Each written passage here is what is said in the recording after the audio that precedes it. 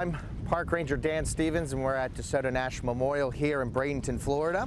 DeSoto National Memorial commemorates the conquistador Hernando de Soto's 1539 expedition here into the southeastern United States. This area was the one of the kickoff points for this historic epic journey that takes the Spanish and the European explorers here 4 years and 4,000 miles through 10 southeastern states and brings them in contact with several thousand Native American Indian tribes here in the southeastern United States. We're located here at the mouth of the Manatee River, as well as Tampa Bay and the Gulf of Mexico right out over here.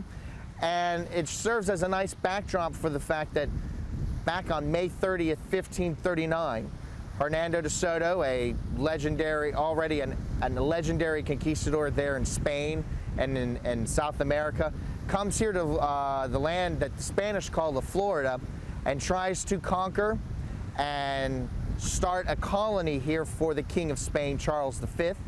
He brings in a fleet of about 9 to 12 ships, at least 4 of those being large draft ships like caravels and galleons.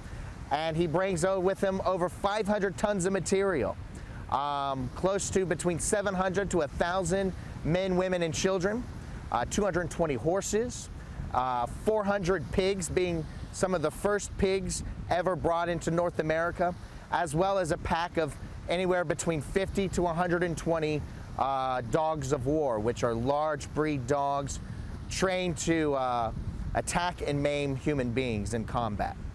So he's looking for 3 things. He was looking for God, glory, and gold here in the New World. God and the conversion of the native people, because that was one major portion and factor of any Spanish expedition into the New World, was the conversion of the Native American populations to Christianity.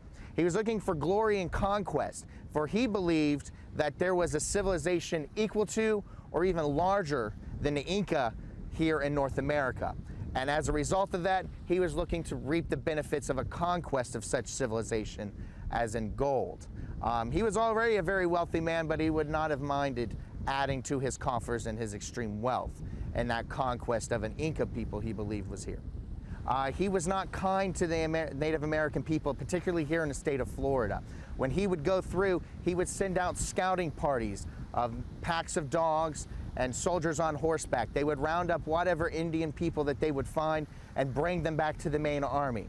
If the Indians would not convert right away, they'd be cast into chains in order to serve as porters and slaves for the army. Until such a time as they would convert to Christianity, then they would be freed from their chains. Those few that were fortunate enough to make it home and escape from De Soto's expedition would then unknowingly bring back disease, epidemics that would, within 150 years of De Soto's expedition, wipe out between 90 to 95% of the Native American population in the southeastern United States alone.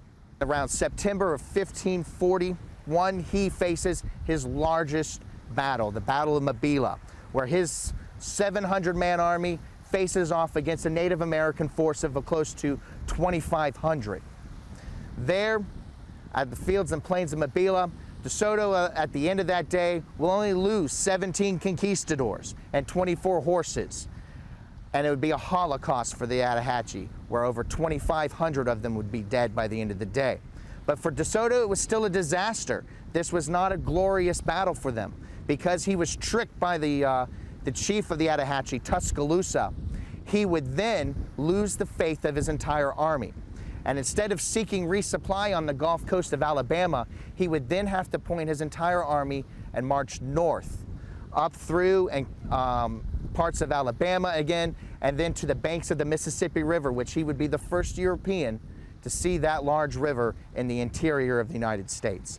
He would then cross the Mississippi into Arkansas and possibly become wounded or sick the winter of 1542, and there he would gain an illness and die right there on the banks of the Mississippi.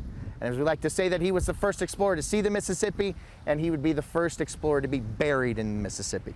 It would be an abject failure for the Spanish. De Soto would be dead. Most of the financial backers from this expedition would be bankrupt. And the King of Spain, King Charles V, still would not have his colony here in La Florida.